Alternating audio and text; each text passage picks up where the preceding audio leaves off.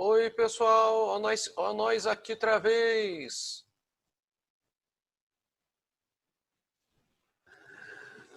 Pronto, já estamos todos reentrando para a segunda parte, para o segundo tempo.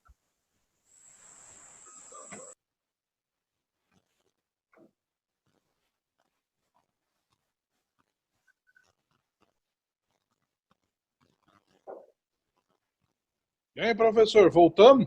Voltamos. Opa, Uhum. temos que voltar, né? Não é isso? Senão já viu. Depois, ô, professor, depois, inclusive eu estava falando pro Edson aqui, eu sei que vai só rapidinho uma coisa. Sim, Ele está claro. montando um novo grupo no WhatsApp aí, das aulas de quinta-feira. Um grupo da sala e um outro, porque de terça-feira tem um professor, de quarta tem um professor, aí de quinta-feira teria o seu senhor. Aí qualquer coisa, depois o senhor conversa com ele em off, para ver se pode pôr o número do celular do senhor lá também, ele como Pode. administrador, Não, pode, não tem problema. entendeu? Que aí coloca direitinho. Não tem problema, tá? Porque às vezes a nossa conversa não termina no Zoom, para o senhor não ter que ficar pagando, e às vezes o senhor faltou algum detalhezinho, o senhor quer colocar lá no WhatsApp e a gente já... Ou mesmo aquela correção que o senhor fala, ó, corrija o trabalho que tá aí para amanhã. Tá Bom? bem. Não tem problema nenhum. Obrigado, hein? É isso. Bom, era o Eliseu que queria fazer uma pergunta antes do intervalo, né? Se não me falha a memória, era o Eliseu. Isso, era o Eliseu. Era o Eliseu. Então, vamos aguardar a reentrada do Eliseu aqui.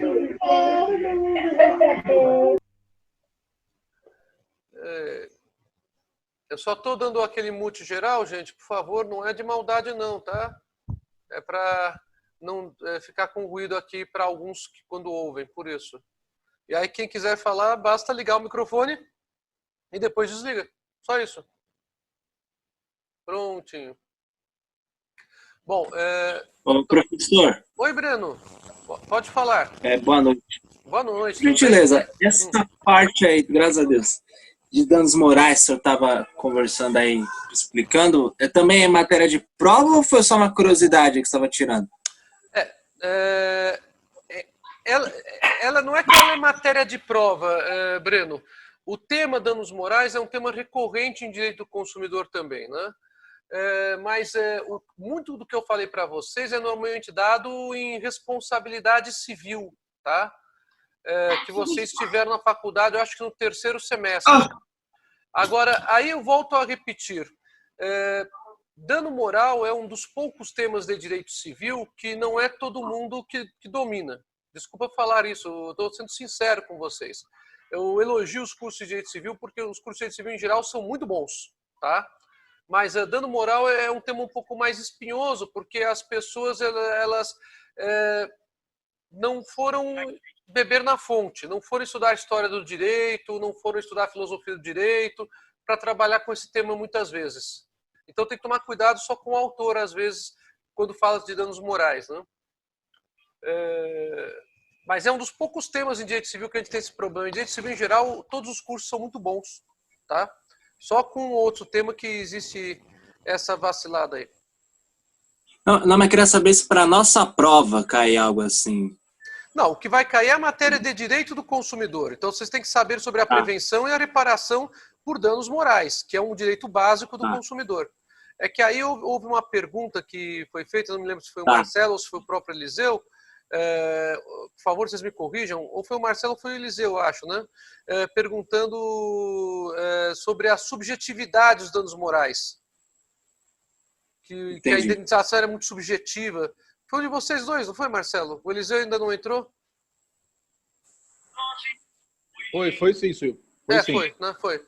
Então, na realidade, os critérios, então, que têm sido adotados são critérios de objetivação, tá? Ao contrário do que as pessoas imaginam por aí. Né? Obrigado, então. Nada. Bom, eu vou recomeçando aqui, o Eliseu ainda não entrou. E aí o Eliseu ele poderá me interromper, obviamente, para fazer a pergunta. Não tem problema nenhum. Eu vou pedir que aqueles que estão... Quem está com o microfone ligado, por favor, desligue, porque está aparecendo o som da televisão atrás. E aí fica até ruim para a gravação, né? O Eliseu está Obrigado. jantando, professor. Ah, então deixa ele jantar, coitado. Ele tá com fome. Deixa eu ver. Ó, o Eliseu já entrou aqui, ó. A gente tá falando dele. Ô, professor, Quem mandou falar mal dele? Olha, Eliseu. Acabou de jantar. Falaram Eu tava mal de jantando você. mesmo. Ô, Eliseu, Falaram fica mal de quieto, você. Eliseu. Eu tava jantando. Ô, professor, pegando o gancho da última coisa que o senhor falou, eu achei interessantíssimo, mas saindo um pouquinho desse campo da abstração e trazendo para o caso prático. Então, significa dizer que, para sair desse campo do valor da dor, eu precisaria, então... Vou dar um exemplo. Um cliente que é barrado na porta de um banco, existe uma relação de consumo, ele é cliente desse banco. E aí a gente sabe que muitos clientes, eles não gostam, enfim, e aí acabam no calor da emoção, não só tirando as coisas da bolsa, mas tem alguns clientes que exageram, tira a roupa, tira tudo e tal. E aí tem uma série de pessoas que gravam e tal, enfim. Para sair do campo do mero aborrecimento, para que, de fato, o dano moral seja objetivado, como o senhor falou, esse cliente ele precisaria, então, de um laudo médico. Foi isso que eu entendi, não entendi errado, professor? Entendeu errado. Entendeu errado. Entendeu errado porque, para ter um laudo médico, eu preciso discutir integridade psíquica, né? Então, eu preciso discutir que isso gerou uma depressão na pessoa, atestada por um laudo médico. Não. O fato que constrange a pessoa publicamente, que importa num vexame público, ele constitui violação da reputação dessa pessoa. E a reputação dessa pessoa ela é tratada nos direitos da personalidade, tanto no que diz respeito com relação à honra, né? A gente tem que se lembrar isso, o direito à honra é um direito moral da personalidade, como também em relação à chamada reputação quanto ao nome. O direito ao nome também é um direito moral da personalidade. Além disso, você também tem um outro direito moral da personalidade, só que aí não se aplicaria para esse exemplo seu, que é o direito à intimidade. Só que a intimidade ela é mais ampla do que a privacidade, né? Apenas para lembrar isso. Então, no direito da personalidade, o estudo científico dos direitos da personalidade possibilita você identificar e explorar a indenização por danos morais sobre vários aspectos. Por exemplo, o seu nome é indevidamente encaminhado para o SPC. Se é indevidamente, violou a honra do consumidor. Por que violou a honra do consumidor? Está dizendo que o consumidor é mal pagador. Isso acarreta um desvalor social no que diz respeito à moral do consumidor. Isso constituiria até difamação na área criminal. Então, o que eu estou querendo dizer é que a situação não é mais uma situação do juiz olhar para o caso e falar eu também me sentiria constrangido no seu lugar. Porque, na verdade, a evolução toda dessa discussão era essa, né? O juiz verificava se isso abalava a pessoa, não abalava a pessoa, de uma forma meio ordalha medieval. Para esse cara eu digo que abala, para aquele cara eu não digo que não abala. Entendeu? Então, o critério científico de se trabalhar com a violação da integridade biopsíquico-moral, que é um critério científico que parte do STJ já vem adotando, é o critério que está mais alinhado com o direito civil contemporâneo. Então, para aplicar isso na prática, vai ter que observar muito os julgados que já estão aí. Já há julgados do STJ que estão mais alinhados com isso. Há outros julgados do STJ que ainda insistem no dano moral, pelo preço da dor. E há julgados do STJ que falam em dano moral pela violação da integridade biopsíquico-moral. Então, esse segundo grupo de julgados é um grupo mais atualizado quanto a essa visão de reparação por danos morais. Agora, lembre-se uma coisa, Eliseu, uma coisa é a fundamentação. A fundamentação, você discutir preço da dor, que é uma posição antiga, ou discutir violações dessa personalidade. Outra coisa é o critério de fixação da indenização, que aí há critérios que a própria jurisprudência construiu no decorrer de décadas no Brasil, desde a década de 90. Tá? Então, o que vai decidir para o êxito do meu cliente é o caminho que eu pego aí. Não entendi. Aí ficou bem abafado o som. O que vai decidir para o êxito da ação, no caso de defesa do meu cliente, é o caminho que eu pego. Eu acho que o caminho mais ideal para se convencer qualquer juiz quanto à existência do dano moral é a prova de violação de um direito da personalidade. Como é que se prova a violação do direito da personalidade? Lembrando que isso já faz tempo que vocês viram. Pela simples demonstração do fato danoso. A demonstração do fato danoso por si só já gera essa prova. É aquilo que no latim tem um nome, essa expressão, vou colocar aqui no chat para vocês, é o daminum in re ipsa. Tá? Tô colocando aqui, ó. Daminum in re ipsa. Isto é, o dano se prova pela simples demonstração do fato. Pura e simplesmente. Tá? Então, professor, obrigado. Nada, de nada. Esse tema é um tema muito interessante, muito rico do dano moral. E realmente eu fico até um pouco triste de ver como algumas pessoas não tratam desse tema com a devida ciência, vamos assim dizer. É que tem muita gente que só repete o que o outro diz, entende? E isso é preocupante. Né? Infelizmente, foi muito bom a democratização do processo de escrita, de todo mundo ter acesso a escrever alguma coisa. Isso é excelente. Mas a pessoa tem que ter um pouco de responsabilidade naquilo que ela escreve, né? Ela não pode só copiar o outro. E tem muita gente que só copia um autor ou outro autor. E aí não pega muito bem, né, depois.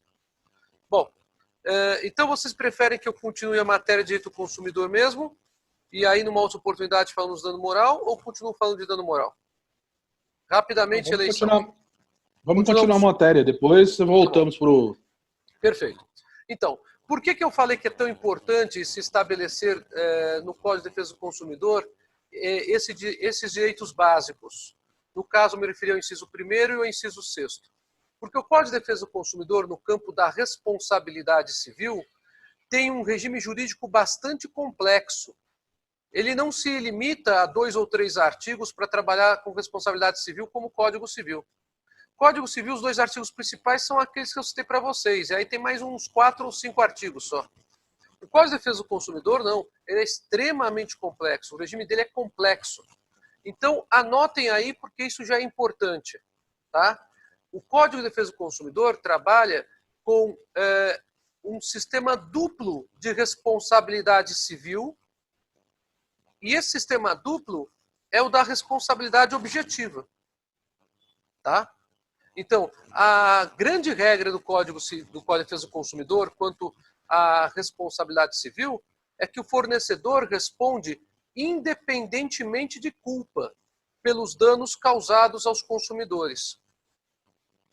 Vejam só, o fornecedor responde independentemente de culpa pelos danos causados aos consumidores. Isso é responsabilidade objetiva.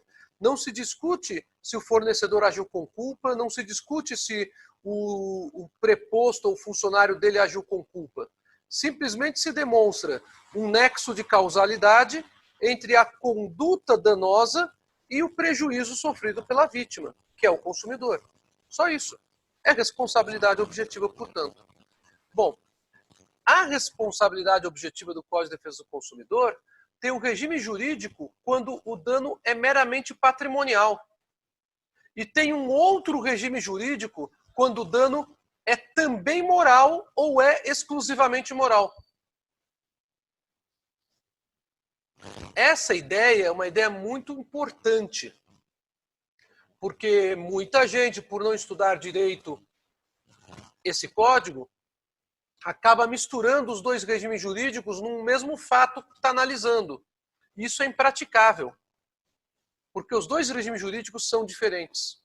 Então, quando o dano é exclusivamente patrimonial, o regime jurídico que trabalha com danos patrimoniais é chamado pelo Código de Defesa do Consumidor de responsabilidade pelo vício do produto e serviço.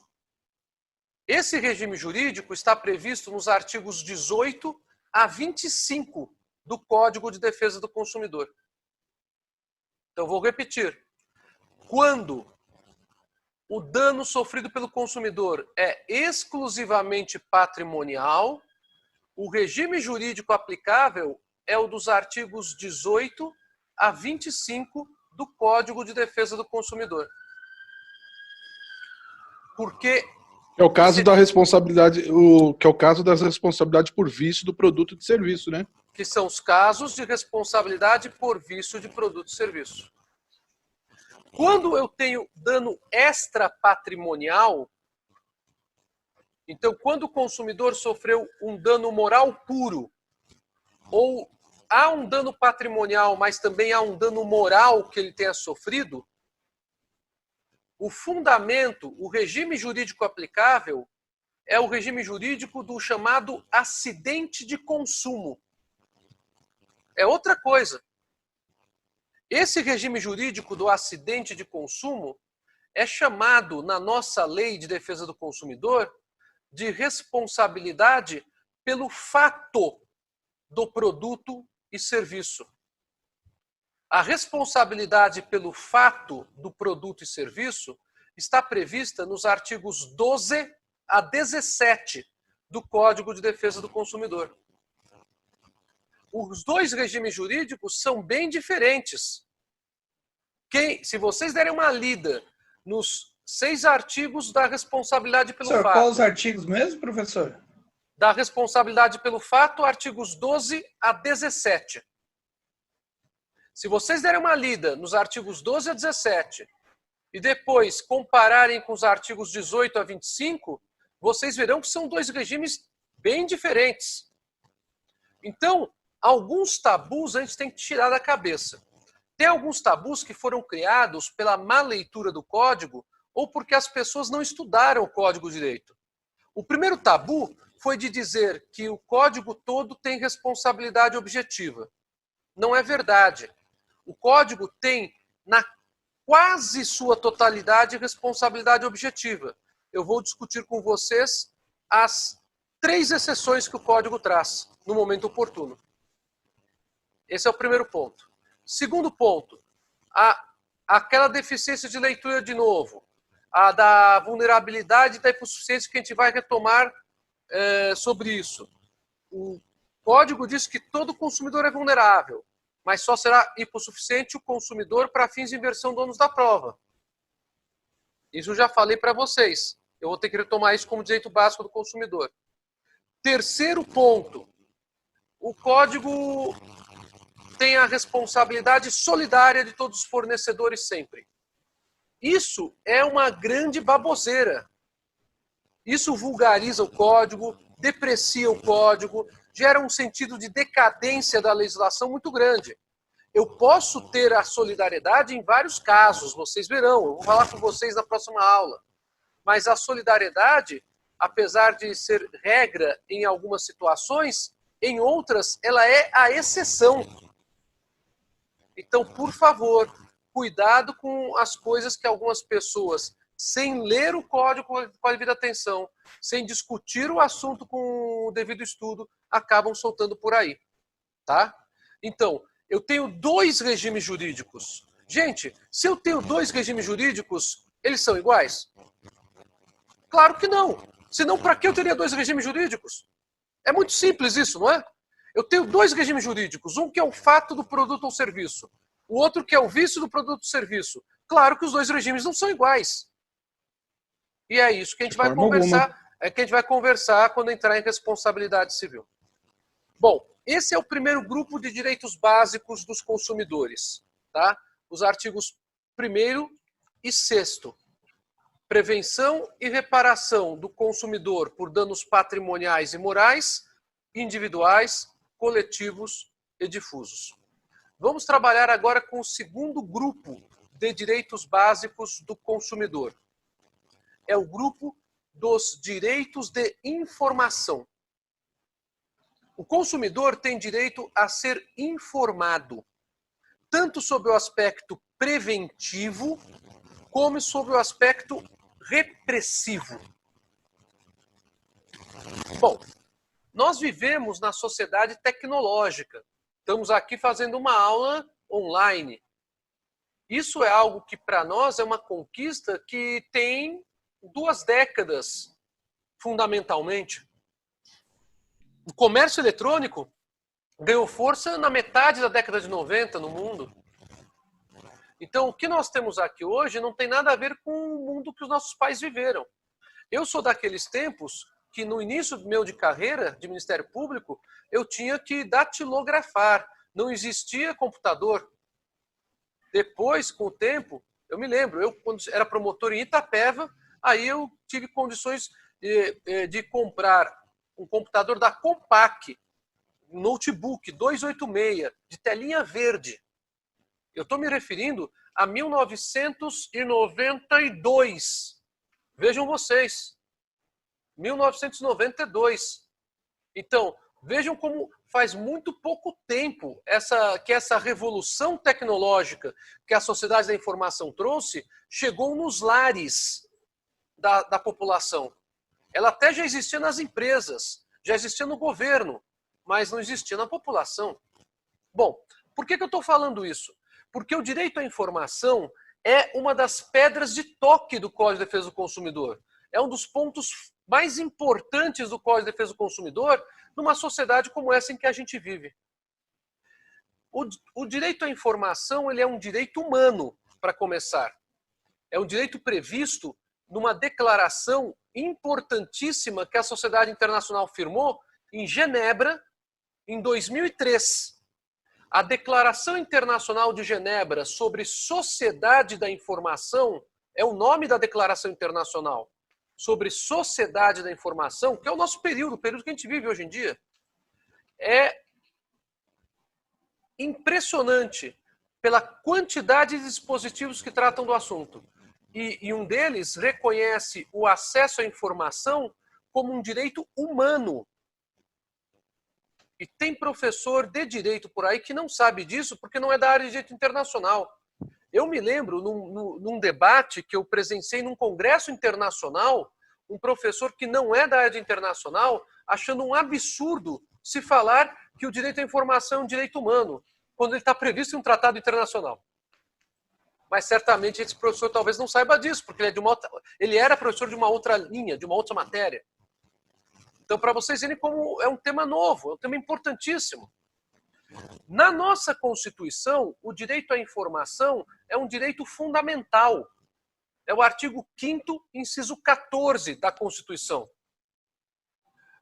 O Brasil ele seguiu o que a sociedade internacional está fazendo. E já na Constituição de 88, a Sociedade da Informação ela existe desde a década de 70. Tá? Ela começou mesmo na década de 70. Desde a Constituição de 88, a gente já tem lá que o direito à informação é um direito fundamental. O Código de Defesa do Consumidor, expressamente no artigo 6º, inciso 3º, estabelece que todo consumidor tem direito à informação adequada. Olha só que o Código trabalha. Informação adequada. É o artigo 6º, inciso 3º. Deem uma olhadinha agora no Código de Defesa do Consumidor.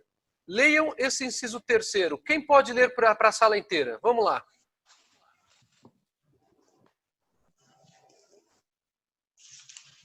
A informação adequada e clara sobre os diferentes produtos e serviços, com especificação correta de quantidade, características, composição, qualidade, tributos, incidentes e preço, bem como sobre os riscos que apresentam. Olhem só o que abrange esse direito à informação. Essa parte final desse inciso foi acrescentada para falar sobre a questão do tributo incidente sobre os produtos e serviços. Tá? Isso não tinha no texto original. Mas vejam só a quantidade do que abrange esse direito à informação. Natália, vou te pedir uma gentileza. Já que você leu tão bem, você está eleita a relatora da noite. Pegue o artigo 31 do Código de Defesa do Consumidor. Vejam agora o que diz o 31. O que é esse direito básico à informação? Como ele é extenso? Artigo 31 do Código de Defesa do Consumidor. A oferta e apresentação de produtos ou serviços devem assegurar informações corretas, claras, precisas, ostensivas e em língua portuguesa sobre suas características, qualidades, quantidade, composição, preço, garantia, prazos de validade e origem, entre outros dados, bem como sobre os riscos que apresentam à saúde e à segurança dos consumidores. Parágrafo único. As informações de que trata este artigo nos produtos refrigerados oferecidos ao consumidor serão gravadas de forma indelével. Acho que é isso, né? É indelével, isso mesmo, indelével. Que é aquela marca que não é apagada com a refrigeração, tá? Gente, olha só o que abrange esse direito à informação. Vocês perceberam? Então, por conta disso, o código abriu uma trincheira que ele próprio menciona e que a gente vai ver na semana que vem com mais vagar, na responsabilidade civil pelo vício. Existe agora a responsabilidade por vício de informação. Isso não existe no direito civil comum. Vocês estudaram direito civil na teoria dos vícios redibitórios, que uma pessoa pode rejeitar a coisa que adquiriu se essa coisa tinha um vício oculto. Lembram dessa figura, vícios redibitórios? Então, só que os vícios redibitórios do Código Civil são vícios de qualidade. Aqui nós estamos falando não só de vício de qualidade, já temos uma segunda coisa. Os vícios de informação também geram responsabilidade no Código de Defesa do Consumidor. Então vejam a importância do direito da informação, o direito à informação na sociedade da informação. Essa questão pode ser discutida não apenas sob o prisma de direito do consumidor quanto a um produto ou um serviço que ele adquiriu. O consumidor também tem direito a ser informado quanto ao seu processo de educação para o consumo. O próprio artigo 6º estabelece, se não me falha a memória, é o inciso 2º, por favor, dê uma confirmada para mim se é o 2º ou se é o 4º, acho que é o 2º, que o consumidor tem direito à educação. Esse direito que o consumidor tem à educação... É o 2º. É o 2º. Obrigado, Marcelo. Lê para a gente o inciso 2º, então, por favor. A educação e a divulgação sobre o consumo adequado de produtos e serviços assegurados a liberdade de escolha e igualdade nas contratações. Olha só. Então, a ideia de informação do consumidor é a informação tanto para fins de aquisição de produtos e serviços, quanto a informação para que ele seja educado quanto ao agir dele, quanto ao comportamento dele no mercado de consumo. Isso é reflexo de cidadania. Percebam vocês, então, a importância que o Código abre com esse segundo grupo de direitos básicos, vamos assim dizer, o direito à educação e o direito à informação. Perceberam? Mas o Código não para aqui. Ele tem um terceiro grupo de direitos básicos bastante importante. E esse terceiro grupo de direitos básicos se encontra no inciso 5º.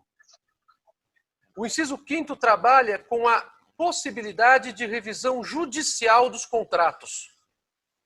Quem pode ler o inciso 5º? Natália, já que você foi nomeada relatora por mim hoje, vamos dar uma lidinha no inciso 5º?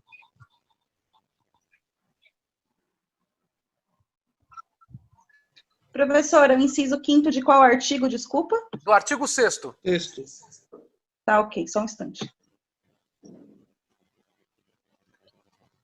Esse inciso trabalha com a revisão judicial dos contratos, tá? Vejam como esse inciso ele é importante.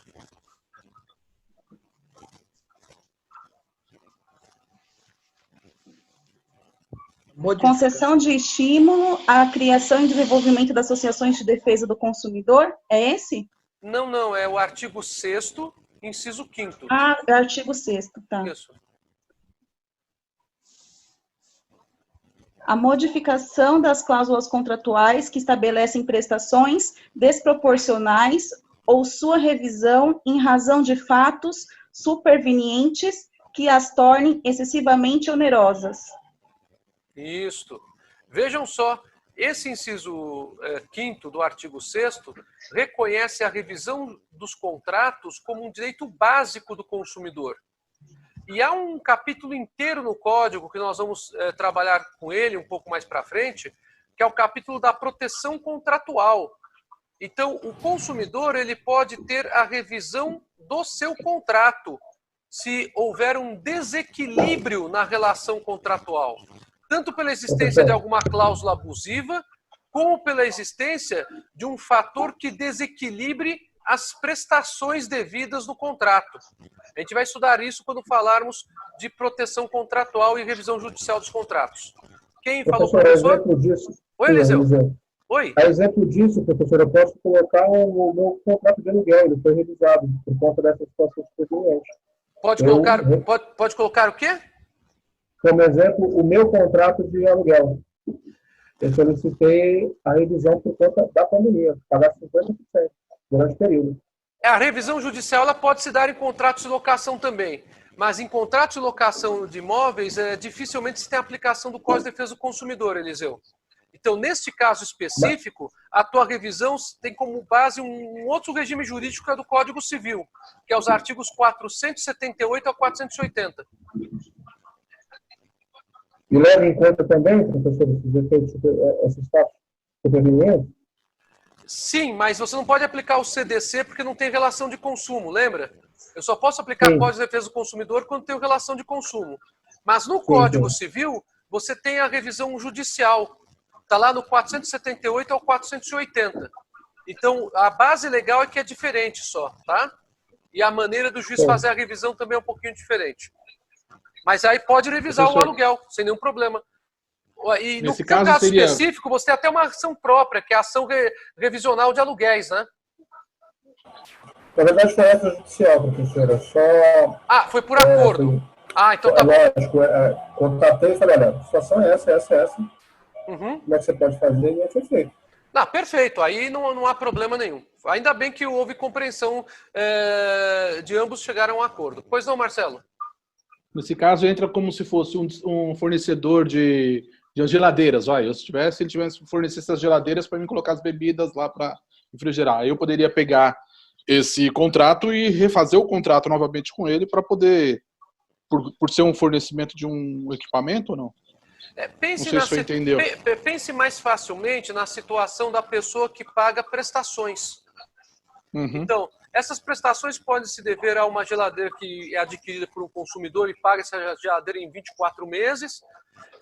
Porque o que acontece durante a vigência do contrato que é de trato sucessivo ou de execução continuada, esse nome jurídico, né?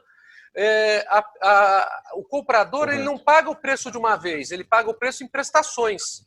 E essas prestações podem sofrer uma variação muito grande por situações que não eram esperadas pelas partes. Então, nesse tipo de situação, cabe revisão do contrato. Também cabe revisão do contrato quando eu tenho no contrato uma cláusula que já é abusiva desde o início. Tá? Que a gente vai discutir, que são as cláusulas do artigo 51 do Código de Defesa do Consumidor. Quem falou, professor? Entendi. Ivone, foi você? Professor. Oi. Cabe empréstimo consignado? Empréstimo consignado, cabe CDC? Cabe. Inclusive tem julgado já sobre isso. Tá? Para os contratos bancários em geral, o CDC tem sido aplicado.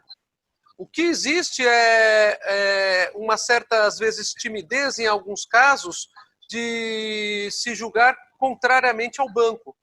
Mas há muitos casos em que há revisão judicial de contrato bancário, sim. Tá?